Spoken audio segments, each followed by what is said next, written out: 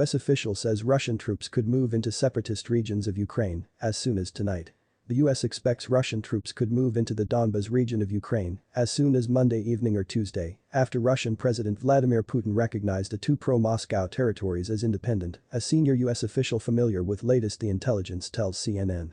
The US is still seeing preparations for a broader potential invasion, including loading amphibious ships and equipment for airborne units. President Joe Biden plans to impose new sanctions on trade and financing in the two territories in response to Putin's moves, the White House said Monday. In a statement, the White House said Biden would sign an executive order that would prohibit new investment, trade, and financing by U.S. persons to, from, or in the so-called DNR and LNR regions of Ukraine. Putin signed decrees recognizing the Donetsk People's Republic and the Luhansk People's Republic in a ceremony carried on state television earlier on Monday.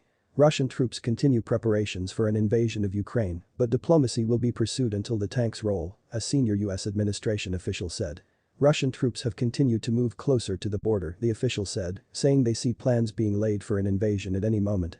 Still, the sanctions announced by the White House targeting the specific regions were far from the devastating consequences to Russia that Biden and U.S. officials have warned would be imposed if Russia invades, a sign that the more sweeping measures are being kept in the event that Moscow moves forward with military action to invade Ukrainian territory.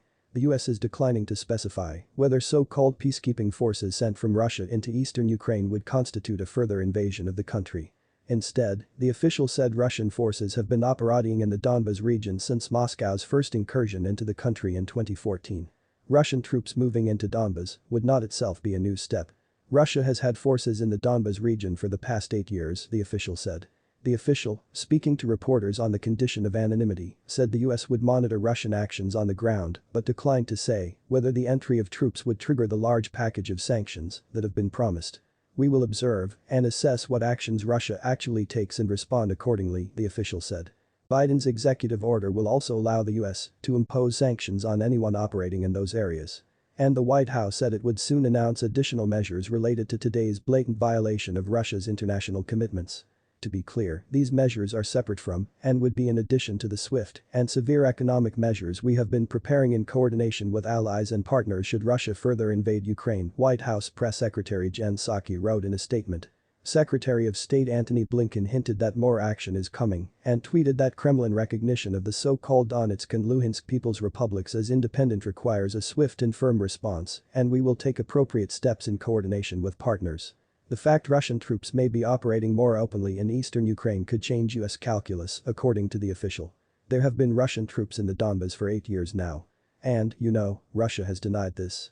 Now Russia looks like it's going to be operating openly in that region, and we're going to be responding accordingly, the official said. The official said the U.S. would take additional actions to respond to Russia's recognition of the breakaway territories on Tuesday.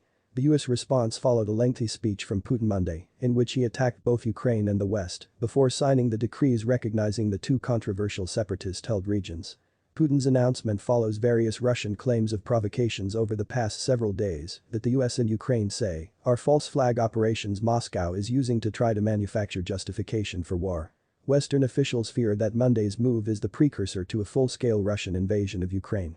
US and other NATO countries have warned they have prepared severe sanctions in the event Moscow invades Ukraine that would go beyond the measures the White House announced. Thanks for watching, and please make sure to like and subscribe, and do not forget to hit the notification bell so you keep receiving the latest news from United States News Channel. Bye bye.